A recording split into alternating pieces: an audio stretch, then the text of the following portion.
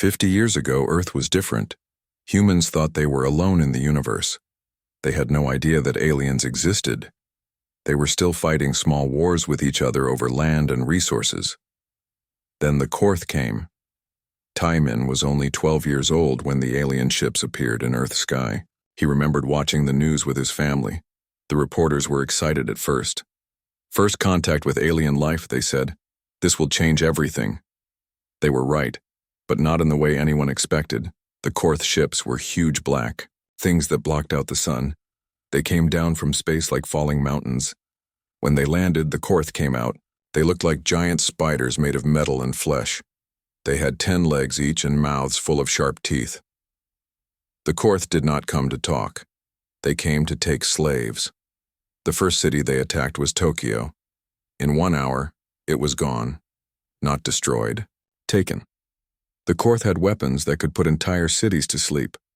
When people woke up, they were in metal cages on alien ships. Earth's armies tried to fight back. Tanks shot at the Korth ships. Fighter jets dropped bombs. Nuclear missiles flew through the air. Nothing worked. Korth shields stopped everything. Their weapons cut through human armor like paper. For 6 months, the Korth took whatever they wanted. Cities, people, resources. Earth's governments surrendered one by one. It looked like humanity would become another slave species for the alien empire. But humans are good at learning, and humans hate being told what to do. Taimin grew up during the war. He watched his older brother Woojin join the resistance. He saw his sister Yujin start building new weapons in hidden labs. He learned that sometimes being peaceful means being strong enough to protect peace. The war lasted 3 years. By the end, there were no Korth left alive. The official story was different. The history books said that Earth diseases killed the Korth, that humans won because alien germs made the invaders sick. Most people believed this story because their governments told them to believe it. The real story was much more interesting. Humans had learned to copy Korth technology. They built their own energy shields. They made weapons that could punch through alien armor. Most importantly, they learned how aliens think. Yujin had become Earth's best weapons engineer during the war. She was the one who figured out how Korth shields worked. She was the one who built the first human energy cannons. She was the one who designed the virus weapons that destroyed alien computer systems.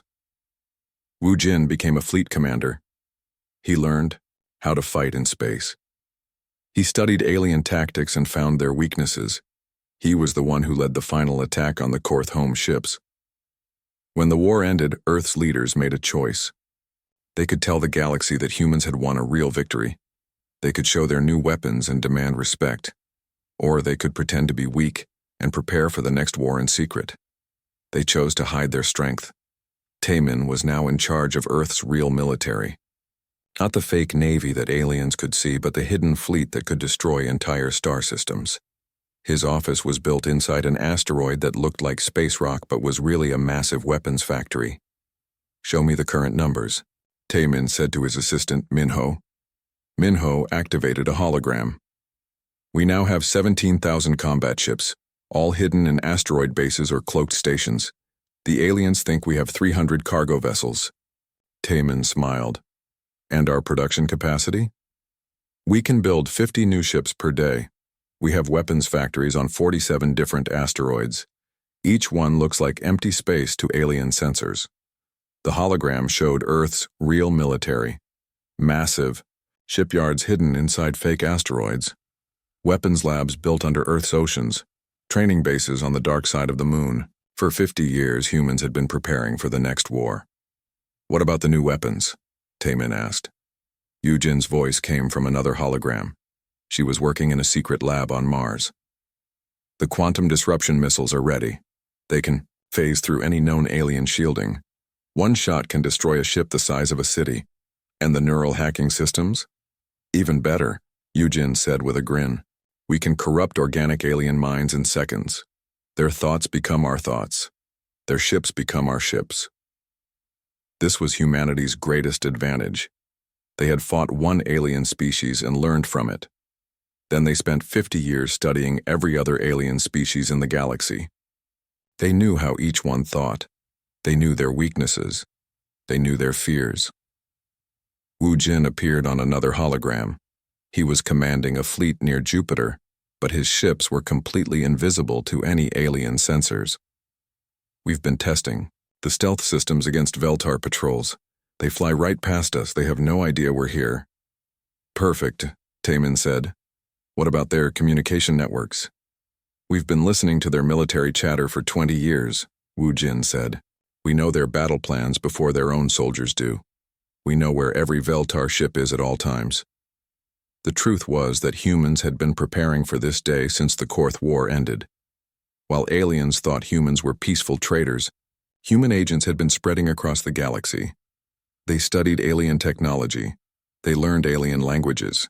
They found alien military secrets. Every human merchant ship that aliens saw was really a spy vessel. Every human diplomat was really an intelligence officer. Every human trade station was really a hidden military base. Show me the Sol system. Defenses, Taemin ordered. The hologram changed to show Earth's solar system. To alien eyes, it looked normal. Earth was a peaceful blue planet. Mars was a red desert.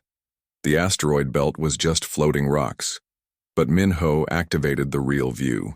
Suddenly, the asteroid belt lit up with thousands of hidden weapons platforms. Mars showed massive underground bunkers. Even Earth's moon had weapon systems built into the rock. We have enough firepower to destroy 100 alien fleets, Minho said. And that's just what we've built in our home system. Taemin nodded. And our colonies? Same story. Every human colony has hidden defenses.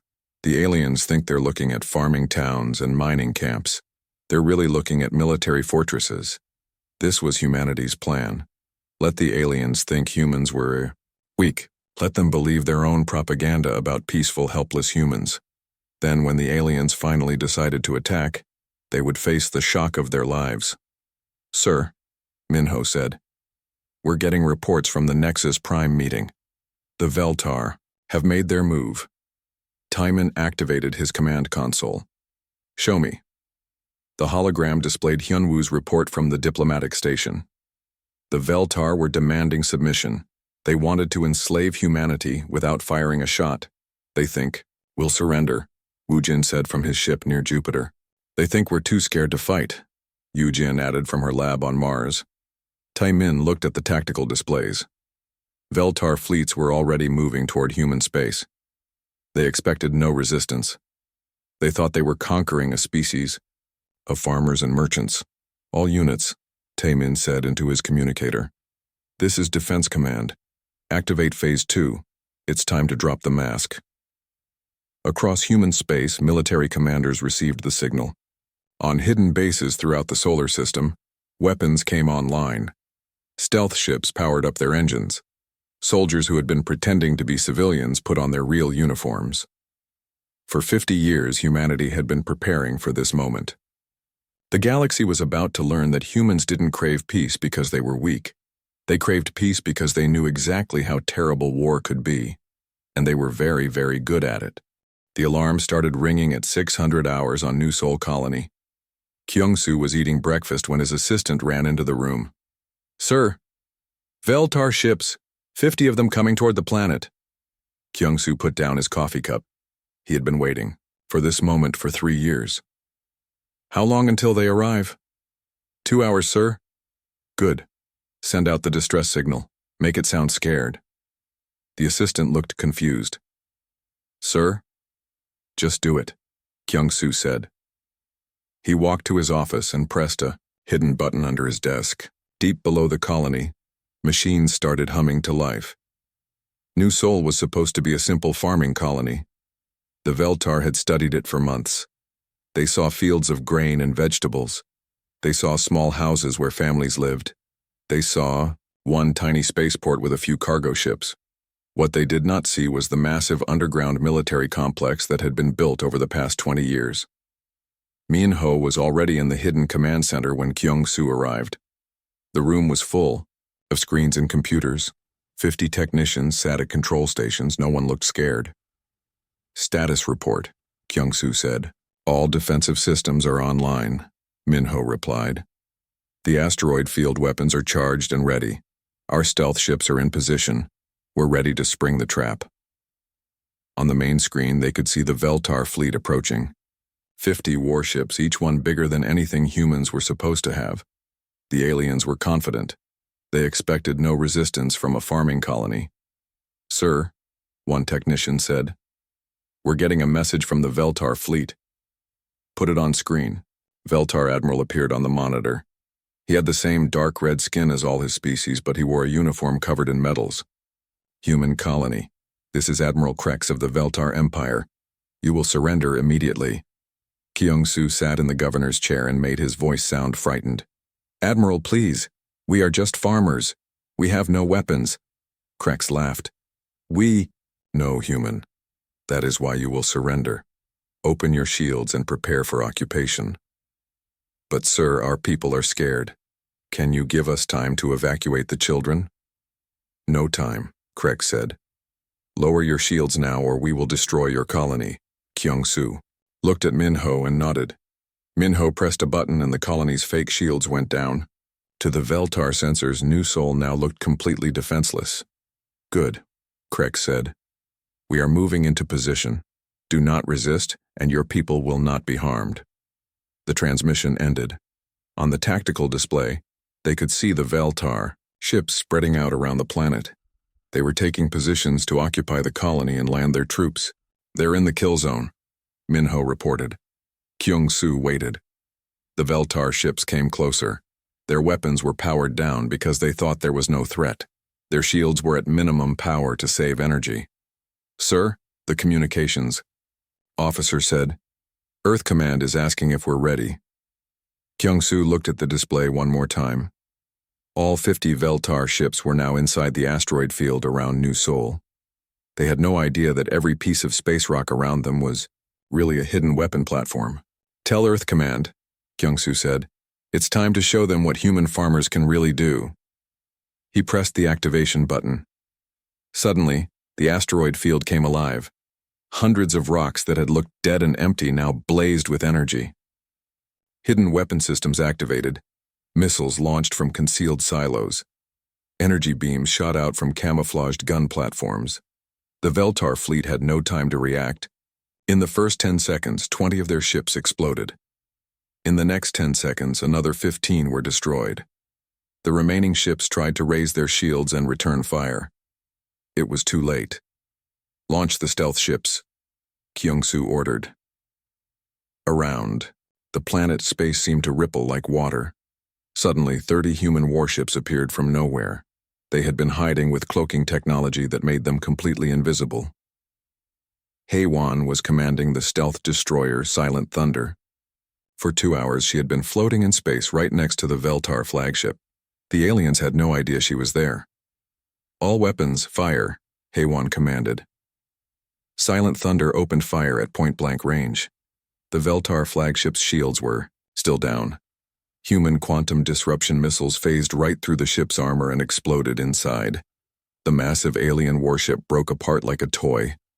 Across the battlefield, the same thing was happening. Human ships appeared from cloak and destroyed alien vessels before they could even react. The Veltar had expected to fight helpless farmers. Instead, they found themselves fighting a professional military that had been waiting for them. "Sir," Minho called out. 3 Veltar ships are trying to escape." "Activate the minefield," Kyung-Soo said. Dong-Wook had spent 6 months seeding quantum mines along all the space routes near New Sol. The mines were invisible and completely silent. The Veltar sensors could not detect them. The 3 escaping Veltar ships hit the mines at full speed.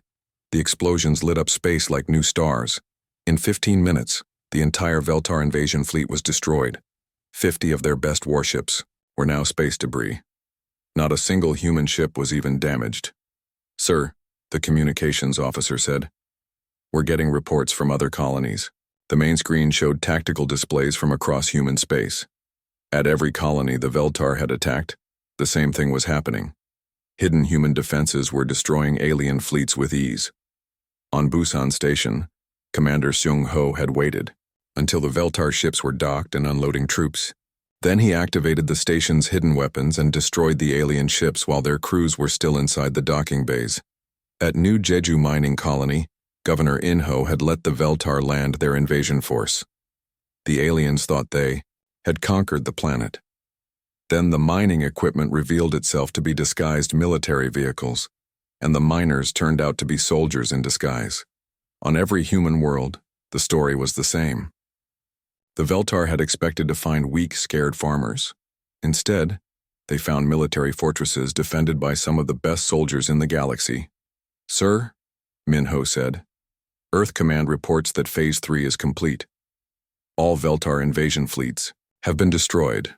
Kyung-soo smiled. "Any survivors?" "A few escape pods. We're picking them up now." "Good. We want witnesses." This was part of the plan. Let a few aliens survive to tell the story. Let them report back to their leaders about what had really happened. Let the galaxy know that humans were not the helpless victims everyone thought they were. "Sir," the communications officer said, "we're getting a transmission from the Galactic Council. They're demanding an explanation." "Tell them," Kyung-soo said, "that Earth's ambassador will explain everything at the emergency session." On the tactical display, he could see human ships moving throughout the galaxy. For 50 years they had pretended to be merchant vessels and cargo haulers. Now they were revealing their true nature as advanced warships. The secret was out. Humanity's peaceful mask had been removed. The galaxy was about to learn that the species they had dismissed as weak farmers were actually the most dangerous military force in known space. "Minho," Kyung-soo said, "send a message to all human colonies. Phase 4 begins now." "What's Phase 4, sir?" Kyung-soo looked at the debris field that had once been the Veltar invasion fleet. "Phase 4 is where we explain to the galaxy what human peace really means." The trap had been sprung perfectly. The Veltar Empire had walked into humanity's web, thinking they were catching helpless prey. Instead, they had become the victims. Now it was time for the galaxy to understand that humans didn't crave peace because they were weak. They craved peace because they knew exactly how devastating war could be when humans decided to fight it. The meeting room was huge. Hyunwoo sat at the small human table and looked around at the other aliens. The room could hold 1,000 people, but today only 50 aliens sat in their big chairs. The human table was tiny compared to the others. The Veltar aliens were the biggest in the room. Their leader was called Supreme War Chief Krath. He was twice as tall as any human and had 4 arms. His skin was dark red like dried blood. When he talked, his voice was so deep it made the floor shake. "Humans," Krath said with a laugh. "Look at them. So small, so weak. They bring only 3 people to our meeting." The other aliens laughed too. There were blue-skinned Zoraks who had tentacles instead of hands. There were the Mercoids who looked like giant insects. All of them were much bigger than humans. All of them had weapons on their belts. Hyunwoo did not say anything. He just smiled and nodded. Next to him sat Yoonji. She was writing notes on a small tablet. She looked scared, but she was really listening to every word the alien said. Behind them stood Do-hyun. He wore the uniform of a trade officer. The aliens thought he was there to talk about buying and selling goods. They did not know he was really a military man. They did not know he was recording everything through tiny devices in his eyes. "We have decided," Krath announced. "Humans need protection. The galaxy is dangerous. Many bad aliens want to hurt peaceful species like humans." Hyunwoo tilted his head. "Protection? We are grateful for your concern, Supreme War Chief. But Earth has its own defenses." This made all the aliens laugh even louder. A Zorak named Vex 9 spoke up. "Human defenses? We have seen your ships, old cargo vessels with small guns. You call that a military? Your entire fleet has maybe 300 ships," said a Mercoid called Hiss Prime. "We have seen the reports. Weak engines, weak weapons, weak shields." Krath nodded. "This is why we offer protection. Join the Veltar Empire. We will keep you safe. All we ask for is small payment." Yoonji looked up from her tablet. "What kind of payment?" "Simple things," Krath said. "Half of all food you grow. Half of all metals you mine.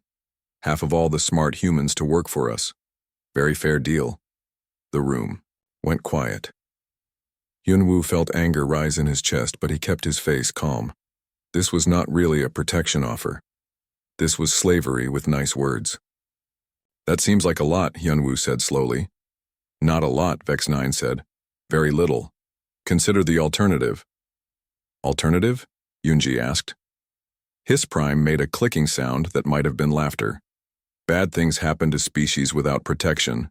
Ships explode, planets get raided, people disappear. The threat was clear. Join them or they would attack Earth anyway. But they wanted to make it look like humans chose to join. Krath leaned forward. Humans love peace, yes? This is what all species say about humans. Humans never fight. Humans always talk instead of shoot. Humans are weak but nice. We do prefer peace, Hyunwoo admitted.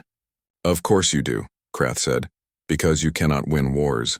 We have studied human history. You fight each other on your own planet, but you lose every time aliens visit. Remember the Korth? Hyunwoo's face did not change, but inside he remembered. Very well. 3 years of hell. The first aliens to find Earth.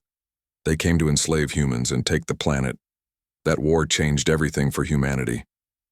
The Korth beat you badly, Vex9 said. Only lucky that they got sick and died from Earth. Germs. Otherwise humans would be slaves right now. The aliens all nodded. This was what they believed. That humans won against the Korth only because of luck. That Earth diseases killed the aliens, not human weapons. Hyunwoo let them believe it. You are right. We were very lucky. Lucky does not happen twice, his prime said. Next aliens who attack Earth will be ready for diseases. Then what will humans do? We will do what we always do, Hyunwoo said. We will try to talk and find peace. This made the aliens laugh again. Krath seemed very happy. Good. Humans understand reality. You know you are weak. You know you need strong friends. Do-hyun did not move, but his eyes were recording everything. Every word, every face, every threat. Back on Earth, military commanders were watching this meeting live. They were seeing how these aliens talked about humans. Yunji pretended to be nervous. If we agree to this protection, what happens to human colonies? Colonies become part of empire, Krath said. Veltar soldiers will come to keep them safe. Human governors will report to Veltar commanders.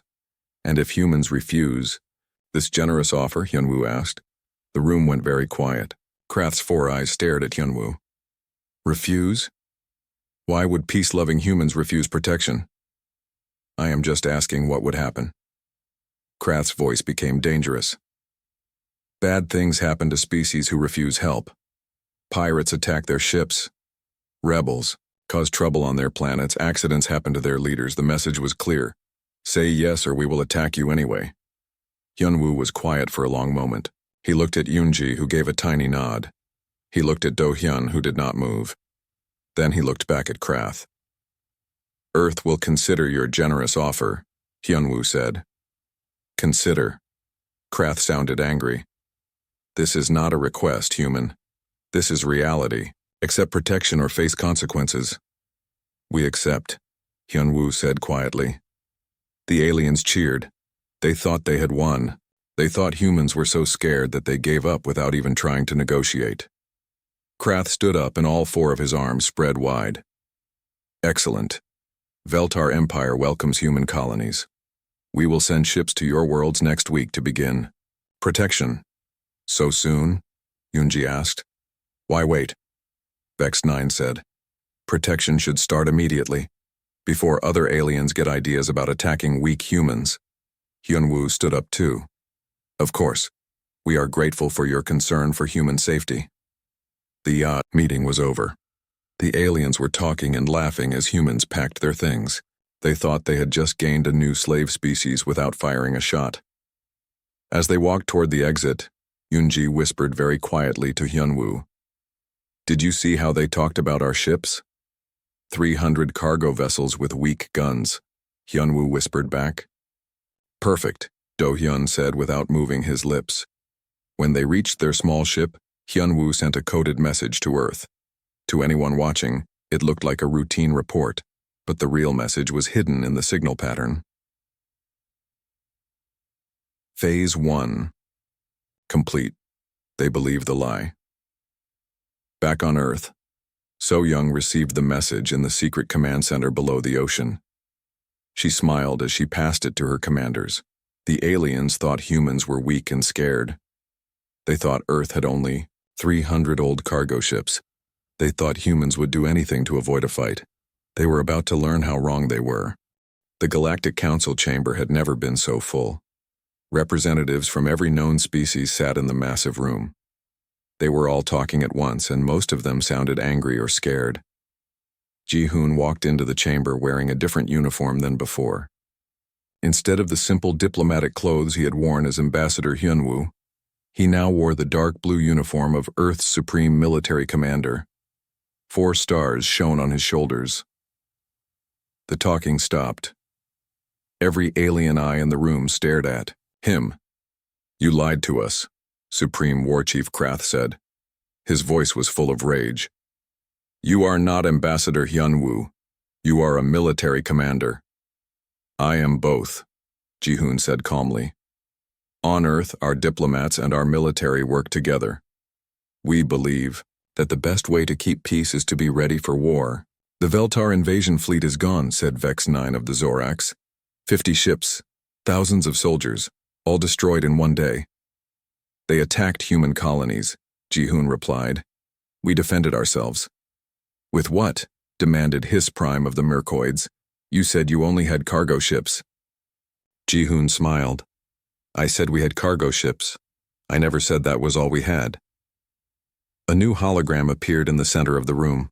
It showed Soo-jin, a human woman in a military uniform. The aliens had never seen her before. "Council members," Soo-jin said, "I am Director of Human Intelligence Services. For the past 50 years, my organization has been studying every species in this galaxy. We know your military strengths. We know your economic weaknesses. We know your political problems. We know your battle strategies." The aliens started talking again, but their voices were worried now instead of angry. "Impossible," said Ambassador Vex 9. "Humans have never fought galactic wars. You have no experience with space combat." Soo-jin activated another hologram. This one showed detailed files on every major alien military, ship designs, weapon systems, battle records from the past 100 years. "We have been watching and learning," Soo-jin said.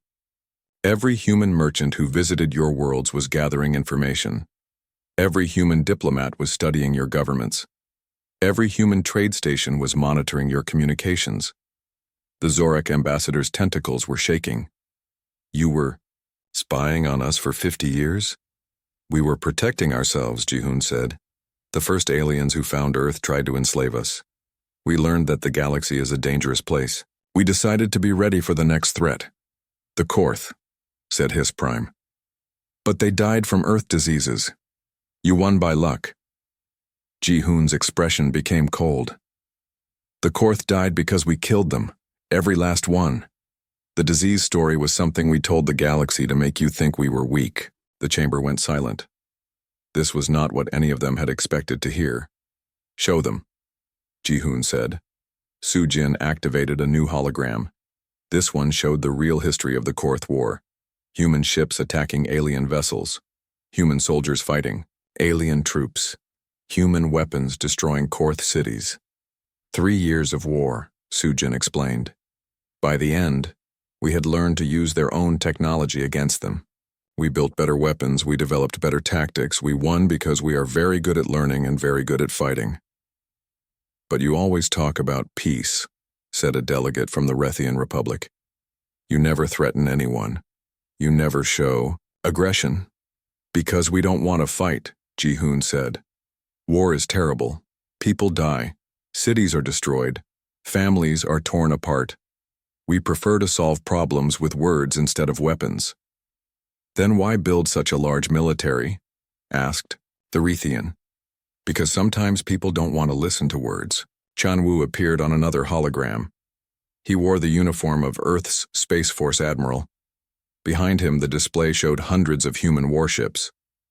Council members, Chan Wu said, you now see a small part of humanity's real fleet. We have 17,000 combat vessels. Each one is more advanced than anything currently used by galactic powers. The aliens were staring at the display with shock. They had thought humans were weak. They had been completely wrong. This is why we offered you genuine peace, Chan Wu continued. We tried to solve problems through diplomacy. We tried to trade instead of fight. We tried to be friends instead of enemies. But the Veltar saw our peaceful nature as weakness, Ji-hoon said. They thought they could enslave us without consequences.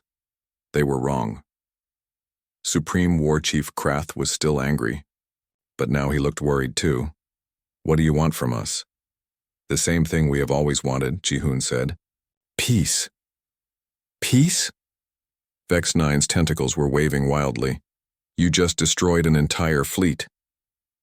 We destroyed a fleet that was attacking innocent people, Ji-hoon corrected. The Veltar chose war. We simply finished it quickly. Su-jin activated another display. This one showed the aftermath of the battles.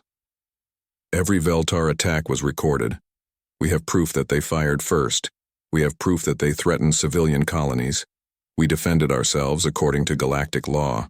Galactic law, His Prime said slowly, allows for self-defense, but not for this level of response.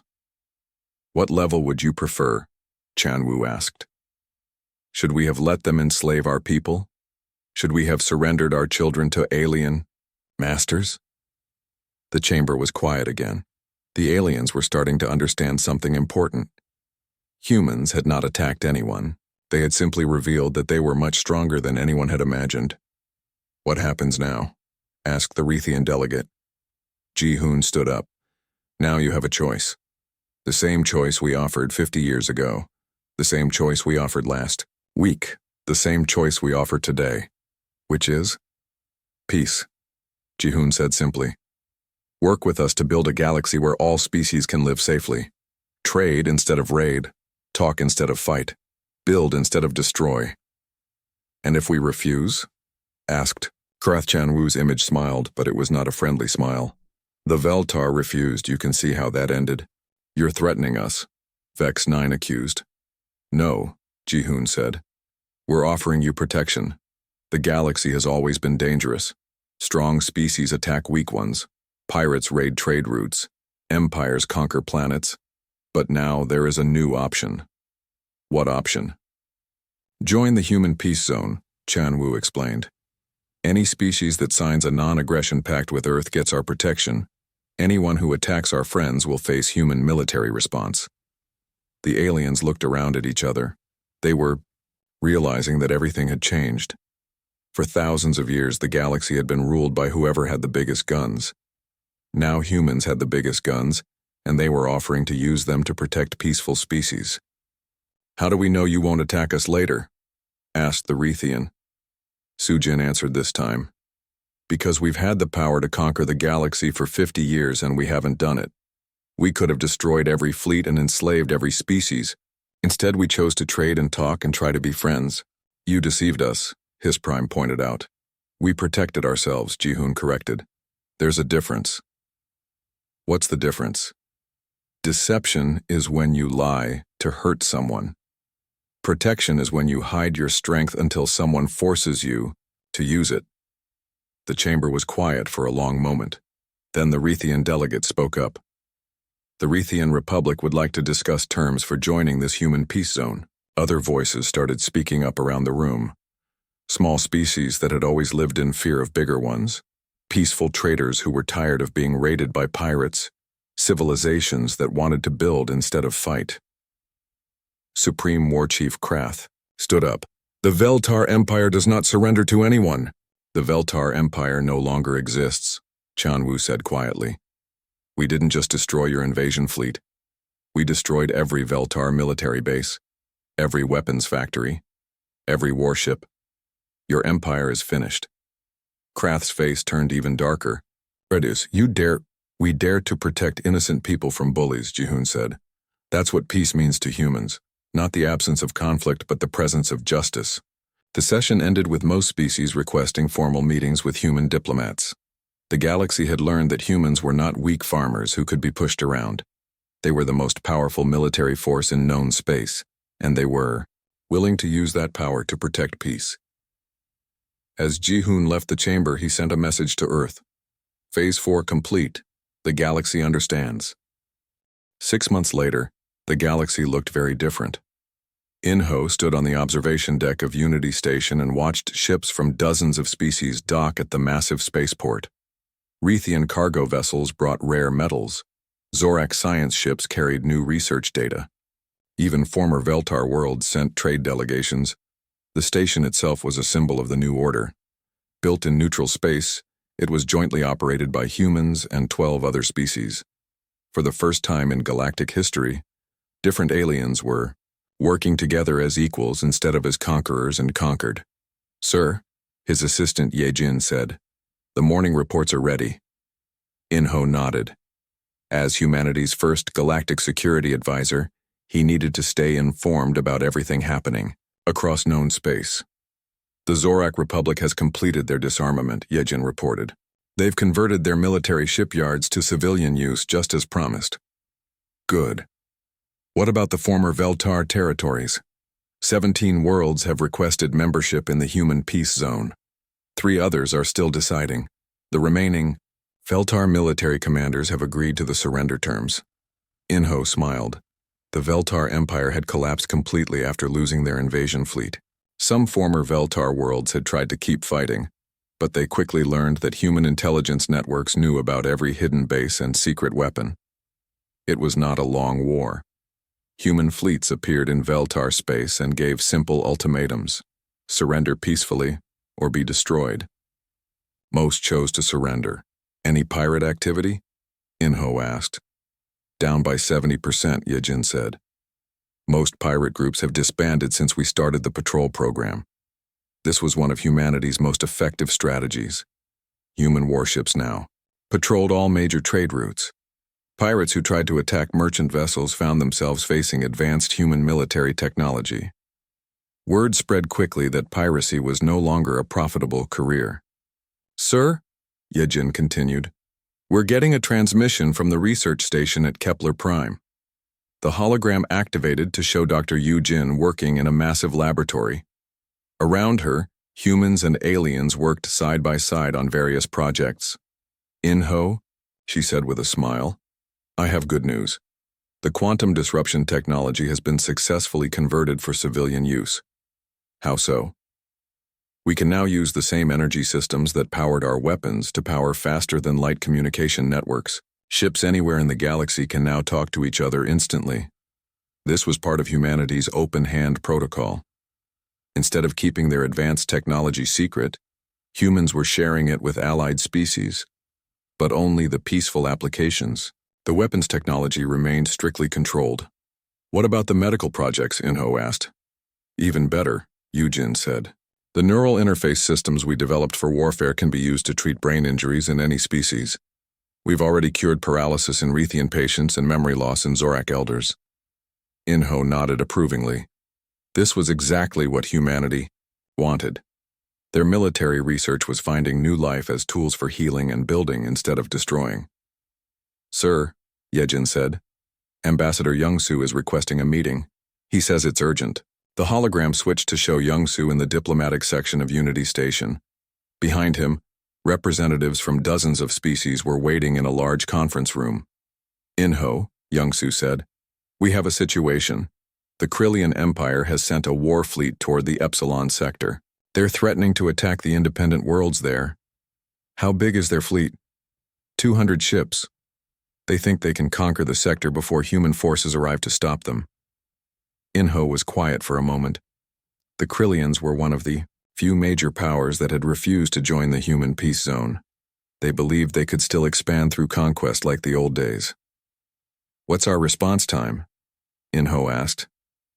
"Admiral Wu-jin's fleet is 3 hours away," Young-soo said, "but the Krillians will reach the independent worlds in 2 hours."